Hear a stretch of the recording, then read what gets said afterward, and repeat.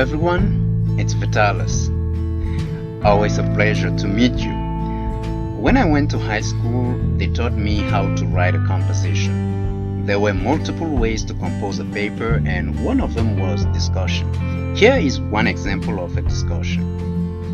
Money opens the doors to our heart. Pretty cool topic. And they would ask you to discuss this claim.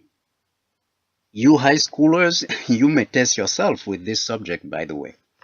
I'd be glad to grade it and make suggestions if you sent it to me. But now, when writing on a discussion topic, we had to think in terms of defending a thesis, challenging our own thinking or finding objections to our ideas, which is the antithesis, and summarizing the paper after having addressed the possible objections we raised in the antithesis.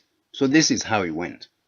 You make a claim, or you discuss your point of view, what you think, and you find someone or some ideas that might challenge that thinking, and you find rebuttals to that objection, and then you summarize.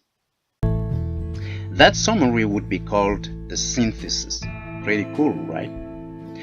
The day I learned this train of thought, as you would imagine, no one could try me at home anymore.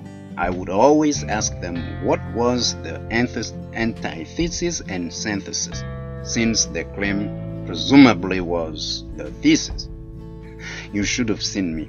I was a little philosopher, the next Socrates or any other renowned philosopher.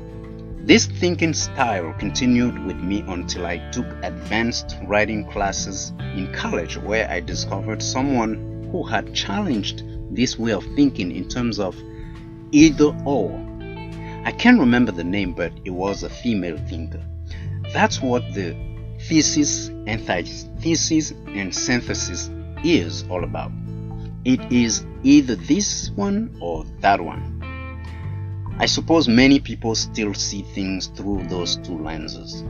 But to solve a problem, we need to see the issue we are dealing with from multiple angles. For those of you who have been following this discussion, we have been talking about how to identify what usually drives people's self-confidence down.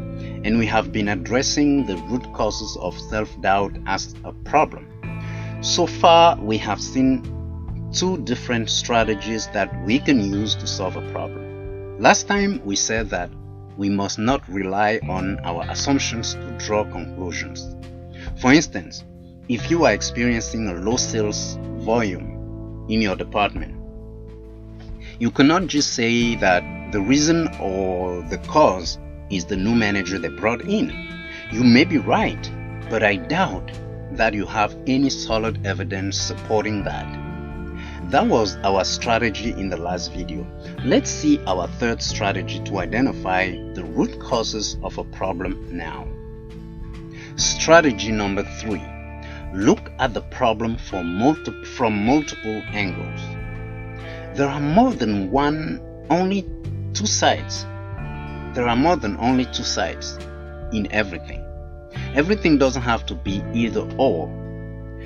When trying to identify the root causes of a problem, you must look at it from multiple angles.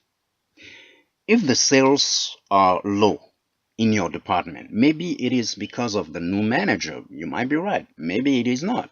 Maybe it is because of the product they took off the shelf. Maybe not. Maybe it is because of salespeople burnout. Maybe your people are just burned out. Maybe not. Or maybe it is because of the new regulations in the industry, or maybe not. Maybe competition, fierce competition. Broadening your scope of thinking will increase your chances of finding the right cause. Next time, we are going to see the fourth and last strategy in our list. I repeat, the last in our list. There are certainly many more strategies you can find, but we are just going to use 4 strategies in this series.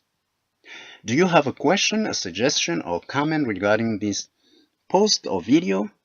or any issue pertaining to it, or just something you need clarity with. Talk to me by going to my website www.actonyourdreamtoday.com/contact. If you liked it, please share it with your friends and family members. Peace until we meet again.